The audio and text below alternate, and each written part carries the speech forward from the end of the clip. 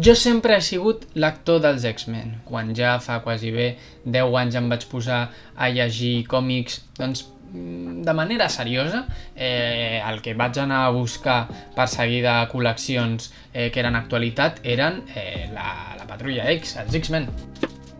Vaig entrar en un molt mal moment en els temps de X-Men Gold, que va ser una època en la que Disney estava fent boicot a X-Men. Es van tornar com a personatges de segona, però igualment són històries a les que jo els hi guardo molt de preci, que m'agraden molt i que sempre les recomano. La cosa va anar millorant, la Patrulla X, els X-Men, van tornar a col·locar-se en les primeres files de l'univers Marvel i tot va venir ajudat per l'etapa de Krakoa, amb tot el tema de dinastia i potències d'X amb Jonathan Hickman, amb els X-Men que va fer, amb els esdeveniments, que després, amb la sortida de Jonathan Hickman, va anar perdent força amb tot el tema de la caiguda d'X i tota la pesca, però que igualment a mi em van agradant, jo ho vaig anar seguint i estava content de que li haguessin també donat un bon final i que els mutants tornessin a començar de zero en certa manera. Es va iniciar aquest període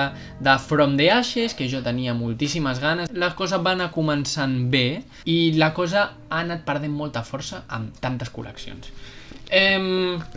Aquestes són les del mes d'agost, encara no les he llegit, però començo a tenir opinions molt fermes al voltant de les col·leccions mutants que fins i tot m'han portat al punt de pensar en si deixar algunes d'elles. No sé si totes, però algunes sí.